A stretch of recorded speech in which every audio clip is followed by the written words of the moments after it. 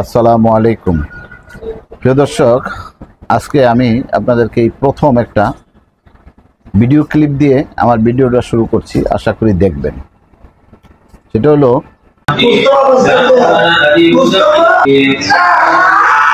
ছবিতে যাকে দেখছেন তিনি কুকুরের কামড়ে আক্রান্ত। পাকিস্তানের মালিক হাবিব নামে একটা বড় লোকের ছেলে এবং ধনকুবের ছেলে। তিনি পাকিস্তানে যেই ভয়াবহ বন্যা